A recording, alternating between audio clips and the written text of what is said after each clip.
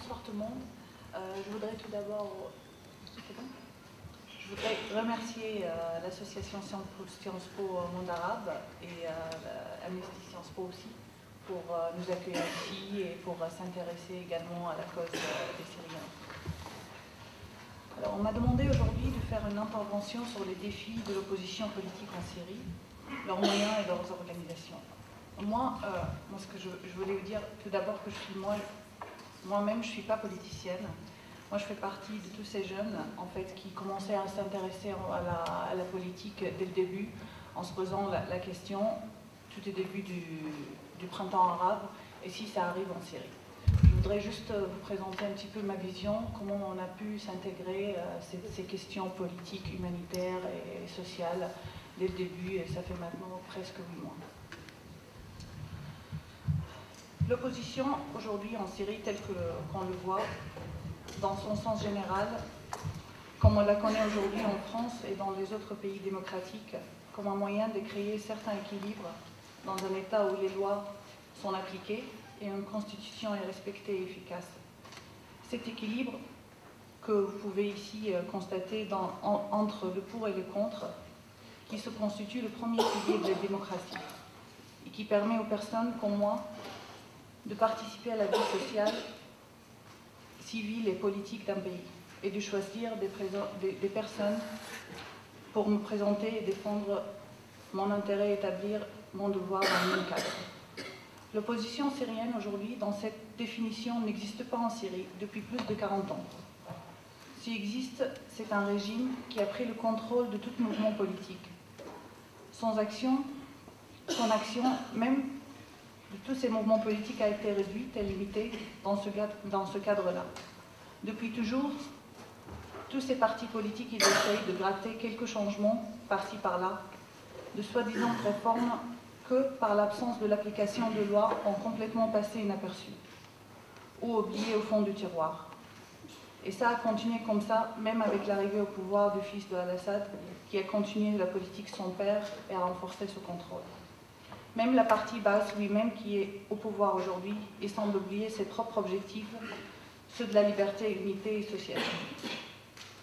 Ceux qui ont résisté dans le passé ont été soit emprisonnés, torturés, harcelés, obligés de quitter le pays ou se réduits en silence tout simplement.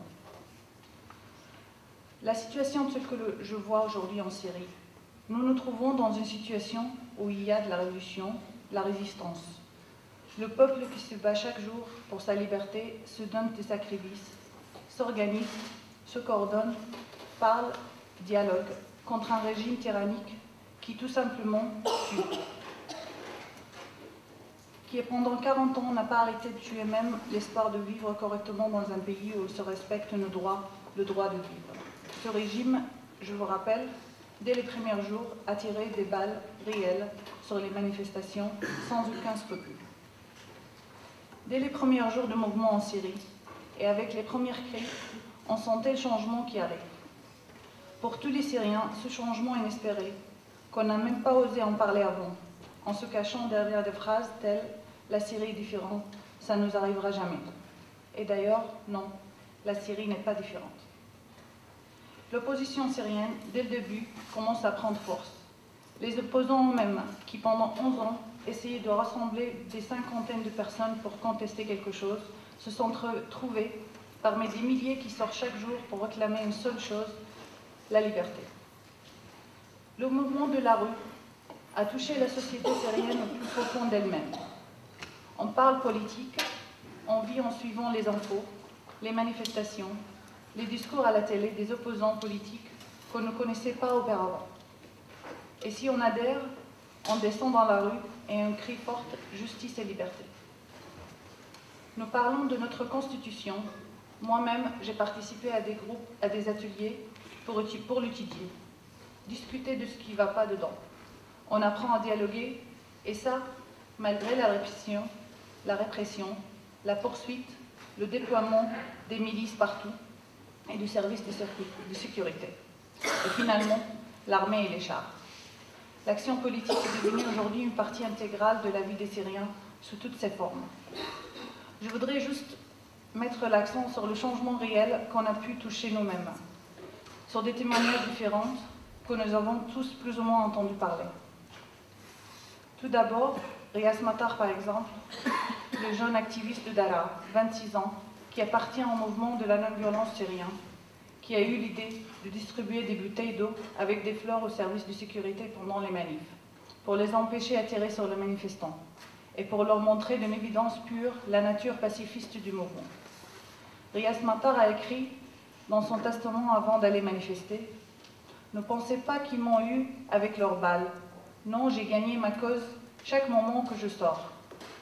Pour dire non à l'injustice et à la tyrannie, oui à la liberté, la justice et la dignité. » Un autre témoignage d'Esmail Zartit, ce jeune activiste lui aussi, de 27 ans, qui a écrit le jour avant son arrestation à son ami: « Les habitants de Syrie, vous ou moi, nous sommes des gouttes dans une seule mer.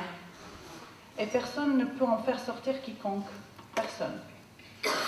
Il n'existe personne animé dans quelconque volonté de tuer un Syrien. Vous le savez comme moi, personne ne veut tuer à cause de sa confession. Jamais nous avons habitué ou élevé avec cette mentalité. Jamais dans les anciens textes, notre religion ne l'acceptait, ne l'accepte ou l'acceptera. Ceci est condamnable et interdit. Voilà ce que je sais. Pourtant, toute personne qui a trempé ses mains dans le sang des Syriens innocentes, quelle que soit sa religion ou sa confession, sera puni. Il obtiendra la peine qu'il mérite. En première, c'est traître qui appartient à ma communauté même, cette communauté qu'on accuse de vouloir tuer et faire disparaître les autres confessions. Même si je doute que ceux qui se tiennent aujourd'hui ce système infidèle puissent appartenir à une quelconque religion ou confession, si ce n'est pas la religion des idoles et des effigies, la religion de la tuerie et du crime. Le sectarisme n'existe pas en Syrie. Certes, en Syrie comme partout ailleurs dans le monde, existent des gens qui prennent cette idéologie de haine envers l'autre différent. Ce n'est pas nouveau, mais la majorité à laquelle nous appartenons est au-dessus de ces accusations fausses et ridicules. Et je vous le dis et je le répète encore, votre esprit ouvert et cultivé est une valeur ajoutée pour quiconque appartient à votre communauté. J'espère pour vous, le moment viendra d'ouvrir les yeux et de voir que nous nous respectons mutuellement, frères de toute confession unis, main dans la main, contre l'injustice, l'oppression, la répression et la tyrannie, et non les uns contre les autres. Esmail Zartit et Riaz Matar a été morte sous la torture dans les prisons syriennes. Hier même, en parlant avec les activistes en Syrie, on a parlé d'un sujet qu'on n'en parle pas assez. En fait, tous ces Syriens qui sont réfugiés en fait, à l'extérieur de la Syrie, et encore, il y a tous ces réfugiés qui sont partis de chez eux, qui s'étaient réfugiés à l'intérieur.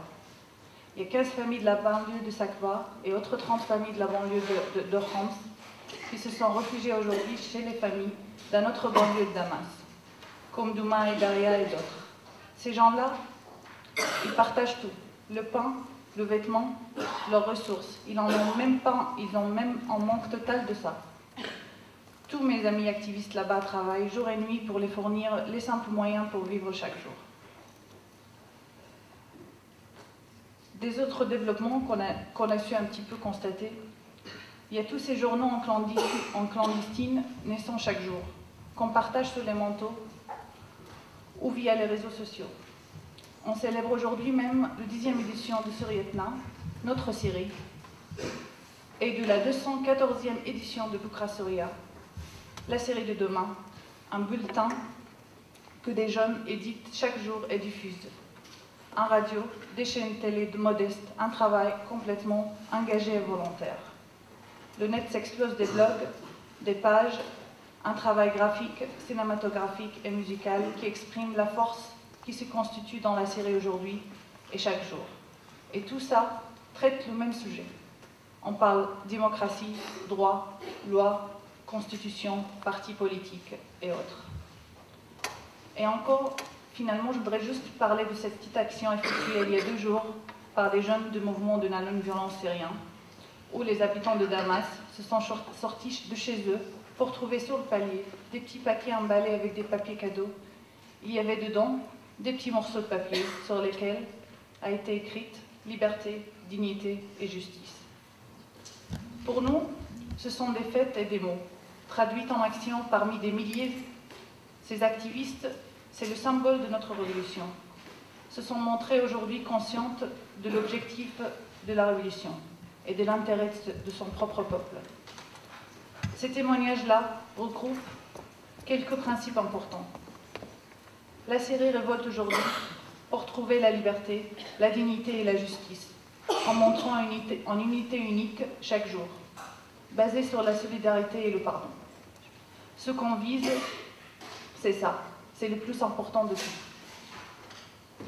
Et en cours de 8e mois de la Révolution, je pense sincèrement que malgré cette période relativement longue, en comparaison avec les autres pays comme l'Égypte et la Tunisie, c'est quelque chose qui était assez positif, malgré le nombre des morts qui augmente chaque jour.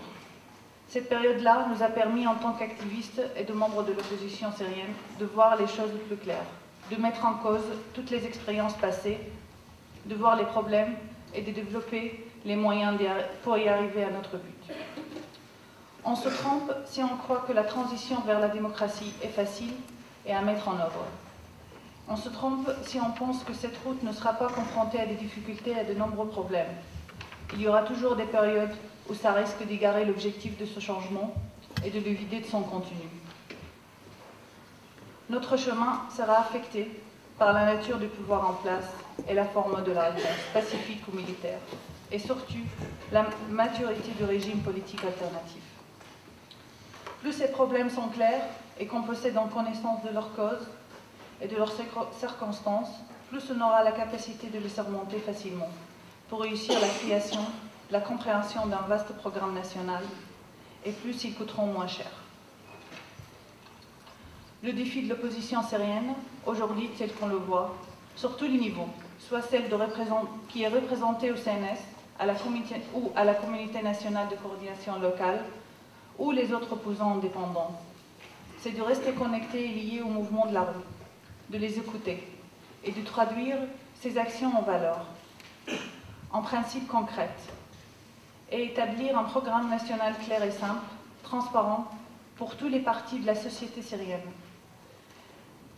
pour diriger le mouvement politiquement parlant, de l'encadrer, de participer activement à répandre ces principes par tous les moyens, à la sensibilisation politique et sociale à la fois, pour que ces activistes gardent leur flamme et avancent avec plus de force, plus de détermination.